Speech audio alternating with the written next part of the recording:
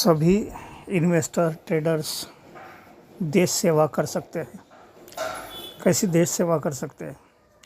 जैसा बिजनेसमैन देश सेवा क्या करता है कि बिजनेस खोल के काफ़ी लोगों को जॉब देता है और उनसे एक अपने देश की इकोनॉमी बरकरार रहती है। कोई पुलिस में जाता है वो अपने कुर्बानी देता है, कोई मिलिट्री में जाता है अपनी कुर्बानी देता है। हर लोग देश सेवा अलग अलग अपने तरीके से करते हैं। कोई पॉलिटिक्स में जाके करता है, कोई समाज सेवा से करता है, कोई अलग अलग ढंग है।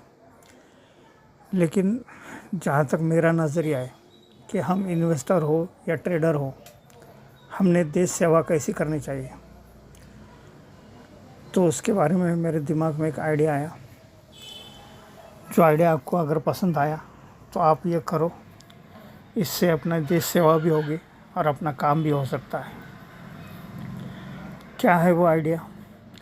देखो, आरबीआई गवर्नर ने भी 2-3 बार वार्न कर दिया अपने कि बैंकिंग की स्थिति ख़राब हो सकती है। क्यों स्थिति ख़राब हो सकती है बैंकिंग की? बैंकिंग सेक्टर के लिए आने वाले के समय में एक धोखा, एक डेंजर हो सकता है। क्यों ऐसा हो सकता है? क्यों उन्होंने ये चिंता जताई है? उसका कारण यह है कि हर कोई आ रहा है, शेयर मार्केट में पैसा डाल रहा है, कोई ऑप्शन में डाल के बर्बाद हो रहा है, तो कोई लॉन्ग टर्म इन्वेस्टमेंट में म्यूचुअल फंड में पैसा डाल के कमा भी रहा है। वो गवा रहा है या कमा रहा है, इससे कोई मतलब नहीं। लेकिन इसका इम्पैक्ट क्या हो रहा है कि बैंकों के पास जो फिक्स डिपॉजिट आता था वो कम आने लगा है, और उसकी वजह से क्या है कि बैंकों के पास फंड्स के कमी महसूस होने लगी है, और आगे ये दिक्कत बहुत बढ़ सकती है। तो अगर ये ऐसे बढ़ती गई ये दिक्कत, तो बैंकिंग सेक्टर के लिए एक बहुत बड़ी नेगेटिव चीज़ बन जाएगी। अब इसका सोल्यूशन निकालो। बैंक वालों को भी गवर्नर ने बताया, बैंक वाले भी अपने अलग अलग तरीके से कर रहे हैं कि एफडी का रेट बढ़ाने का उसकी कोशिश कर रहे हैं। खैर, जो भी उनकी कोशिश है वो तो करेंगे, वो अपने अपने फील्ड के माहिर है। अपने अपने सेक्टर को तो वो बचाने की पूरी कोशिश ही करेंगे। कोई नहीं चाहेगा कि वो घर चले जाए या हज़ारों लोगों को बेरोज़गार कर दे। वो तो अपनी कोशिश में जुड़े हैं। लेकिन जो खतरा हमारे वजह से आ रहा है, हम और हमारे दोस्त सभी ये जो मार्केट की ओर अट्रैक्ट हो रहे हैं, ये अट्रैक्शन भी गलत नहीं है, ये सही है। इससे क्या हो रहा है, इससे रोज़गार का भी प्रॉब्लम सॉल्व हो रहा है।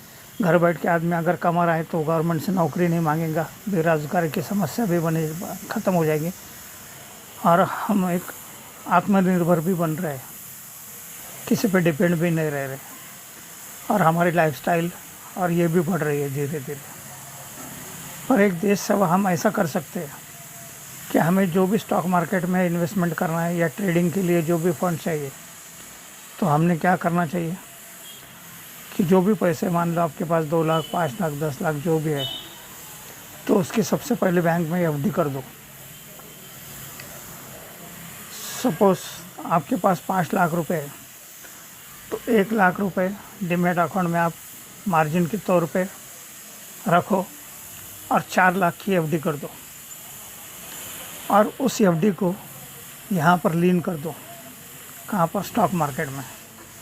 इससे क्या हो जाएगा, आपको उस मार्जिन पे, कोई एफडी के मार्जिन पे आपको स्टॉक्स भी मिलेंगे, जो भी आपको ख़रीदना बेचना है, तो आपकी कमाई वहाँ से भी होंगी। जो स्टॉक तो पैसा दे देंगे, एफडी का भी रेट्स, जो प्रॉफिट है वो भी आएगा आपको, जो भी उसका ब्याज है, जो भी उसका परसेंटेज वो भी आएगा।